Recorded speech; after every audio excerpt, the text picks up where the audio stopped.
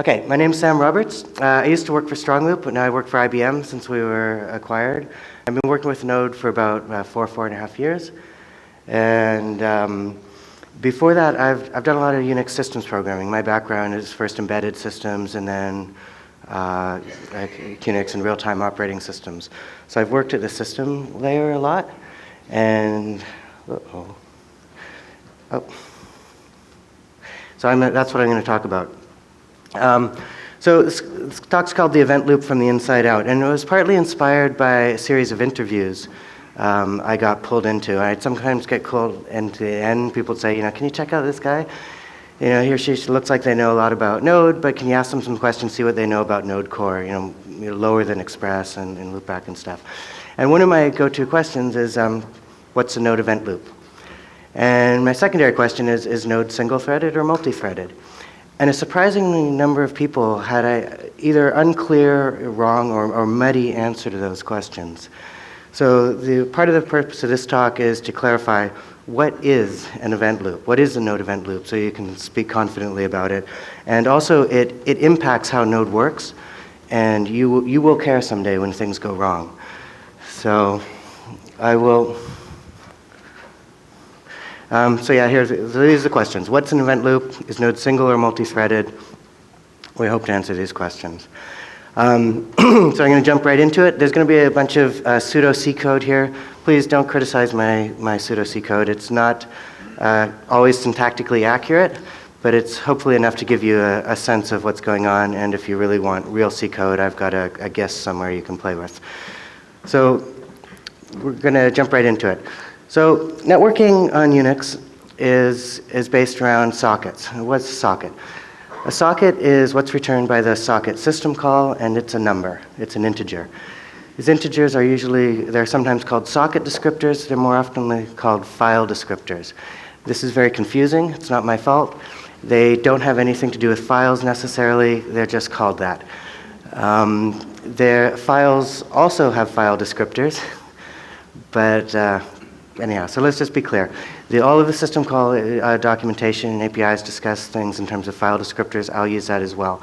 So a file descriptor can refer to a socket or to other things. And it's kind of it's a system way of doing object-oriented abstraction. A file descriptor is an integer offset into an array that's kept in the kernel.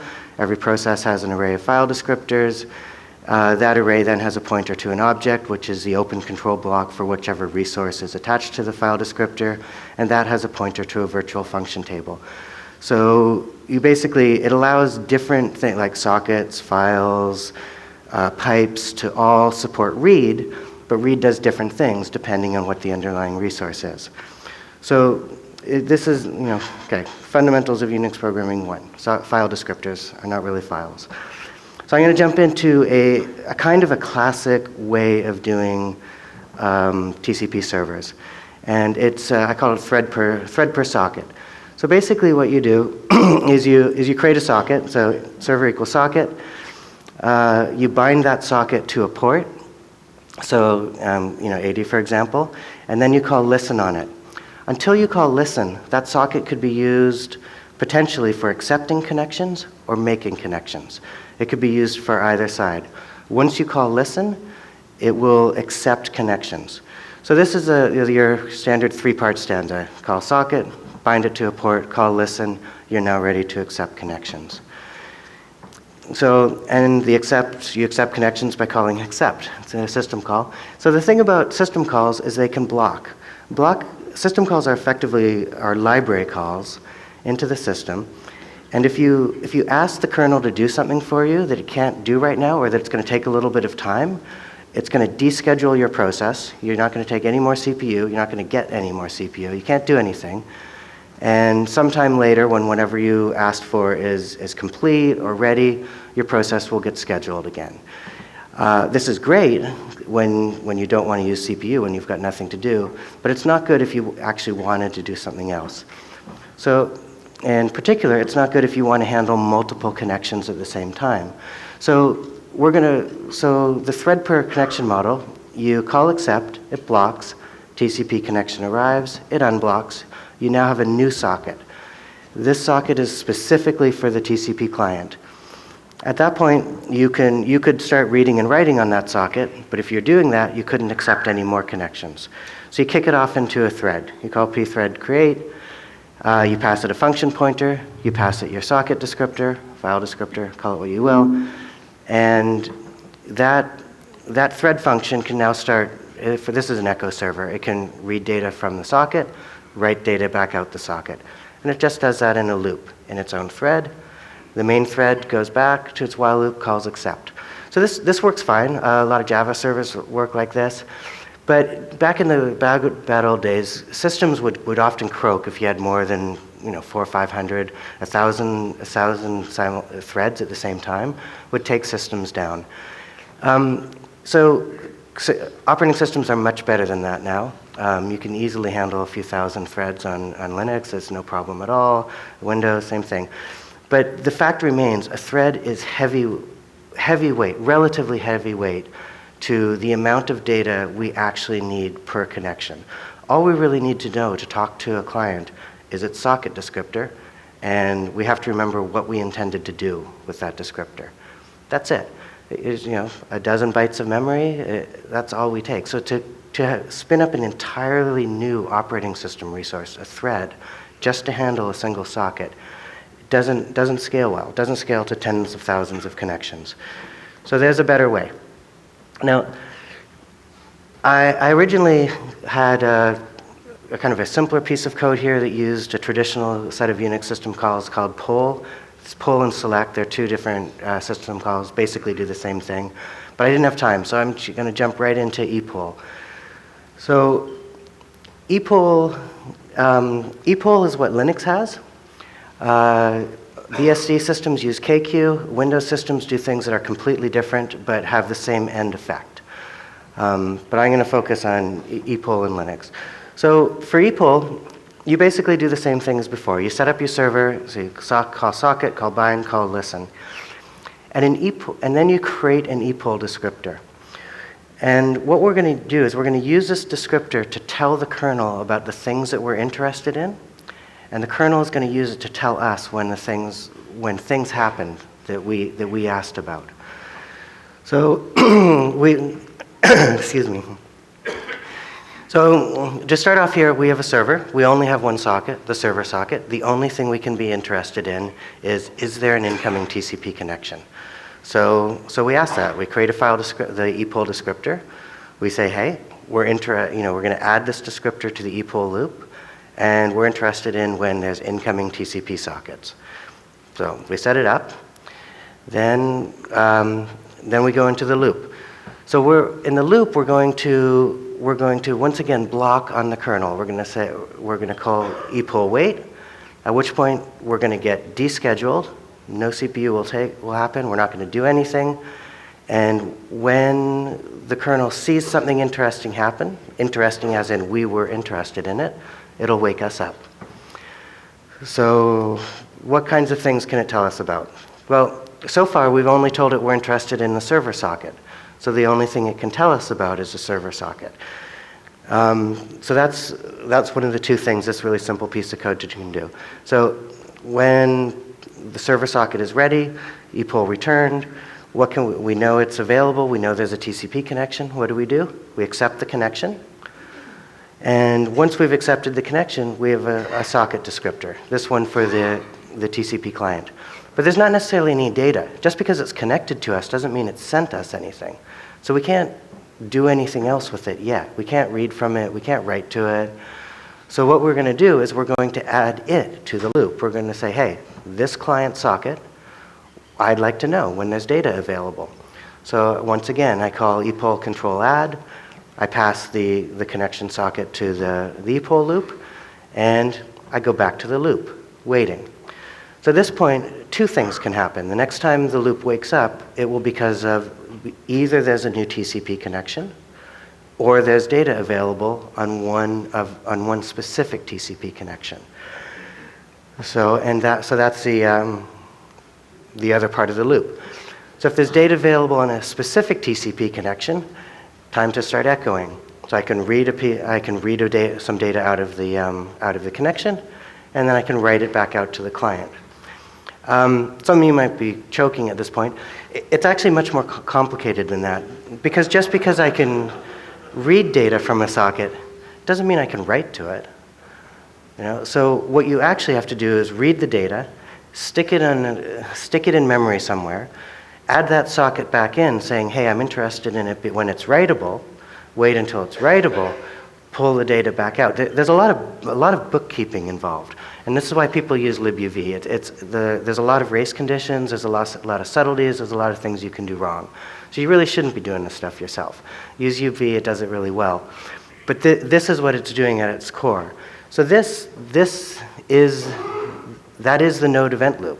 The answer to the question is, what is the node event loop? It's in a semi-infinite while loop, calling either epoll wait or poll or kq wait, whatever the system call is. But it's a semi-infinite loop, calling on the server, on the kernel, blocking until there's something interesting. When something interesting happens, what happens is Node is it transforms that into a JavaScript API. So something interesting, it might manifest as an event. It might end, as a callback in the FS thing. Sorry, the most precise of language here. The FS module. So that's that. Now that you've seen the loop, you can ask another question: is when it's semi-infinite? So when does it exit? Well, if you think about it, we've got an epoll set. There's a set of events we're interested in. We call wait. So there's an interesting state. What if there are no events? Well, if there are no events, epoll wait will never give you an event. So it's always either going to always return immediately, so you busy loop, or it's going to block forever, which is silly and not very useful. So what Node does is it exits. So that's, when does Node exit? If you ever get asked that, or have bugs and don't understand why Node is or is not exiting, the answer is Node exits when there's nothing to wait on in the epoll loop anymore. There's a bit of a caveat. There's also an unref call on a lot of Node objects.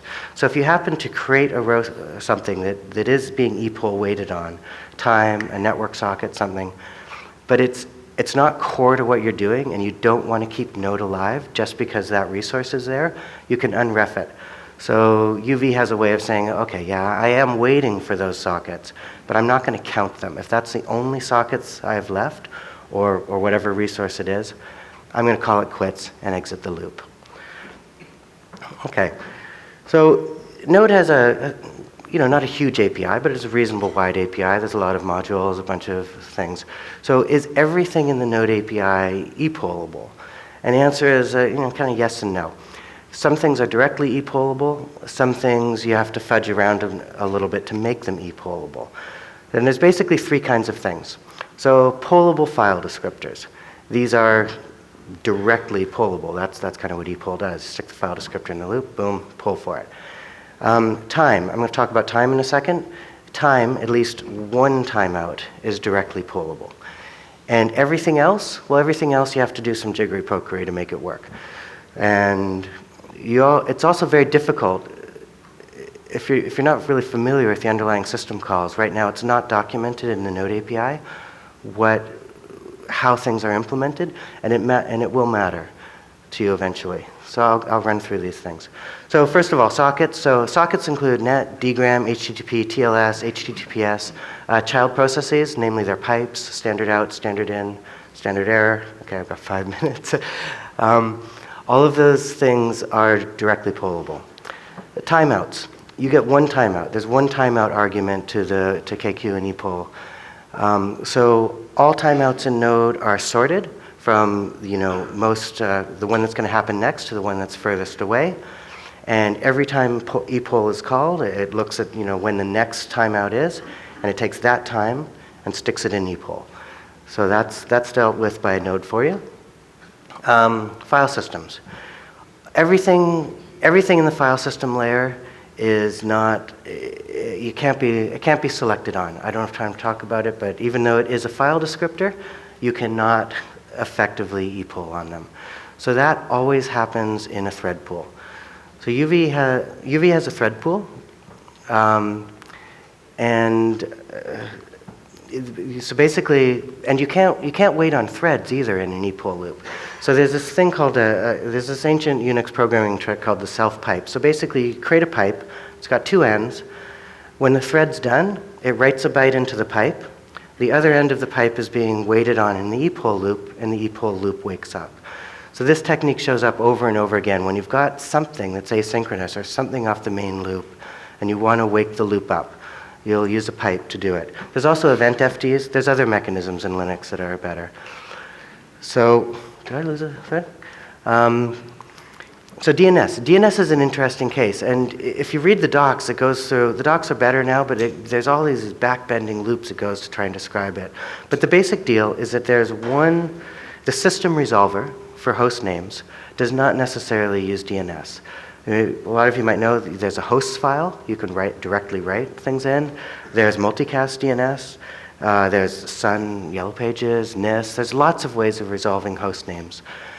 So if you want to resolve host names and have the system do it in any of the many possible ways, you have to call get host by adder.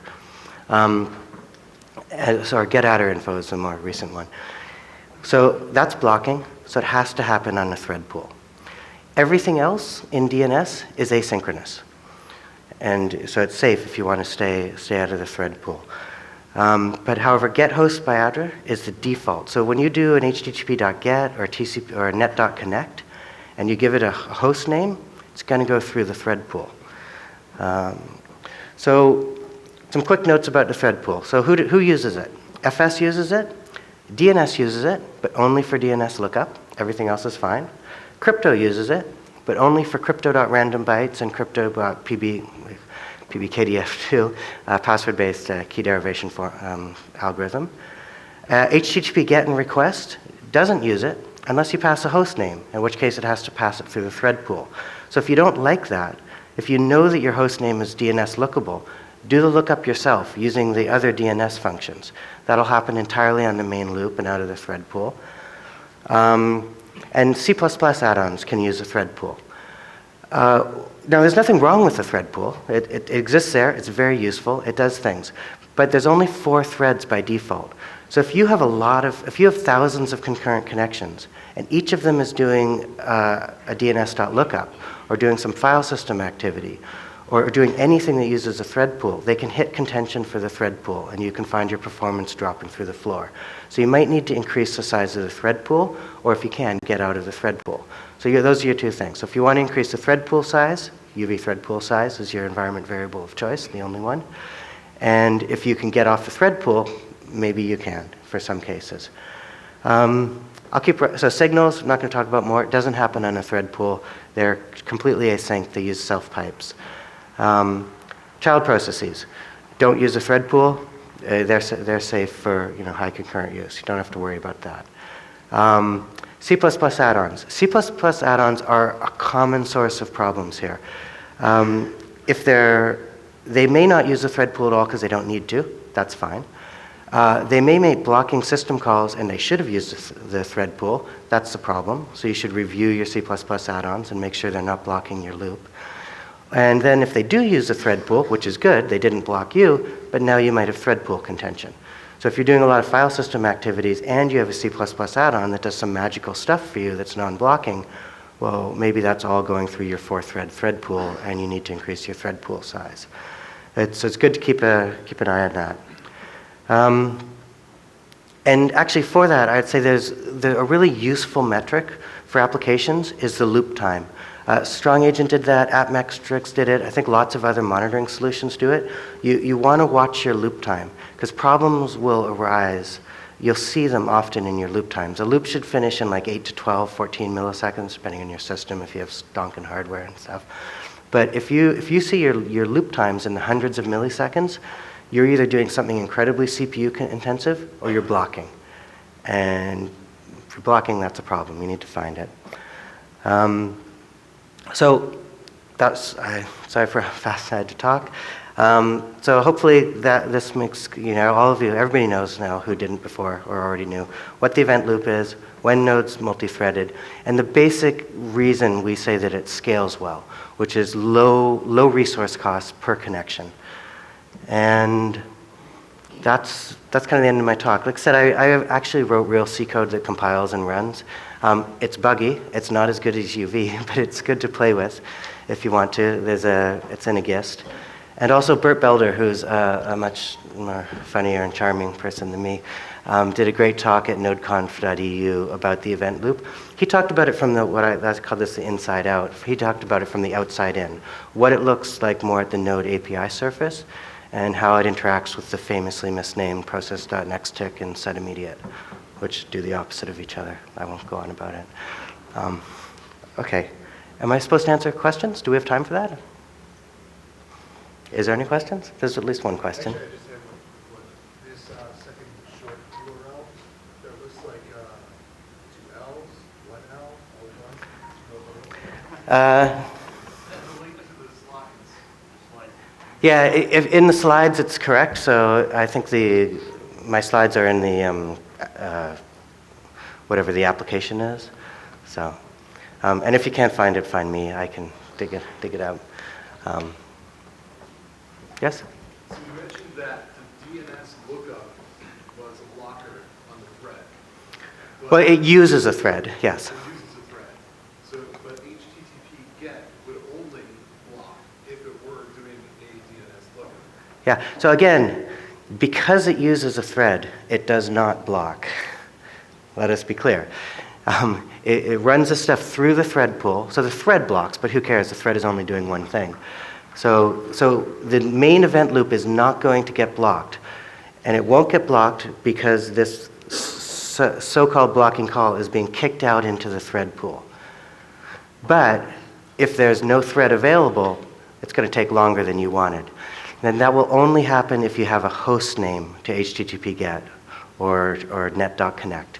If you use IP addresses, you're fine. And that gets to the root of my question is, would it be prudent to cache your own DNS locally on your machine if you're doing lots of API calls out to a different service that is a DNS name instead of an IP address? No, it would be imprudent to cache your own DNS. You should use a caching DNS proxy, and most Linux absolutely has one.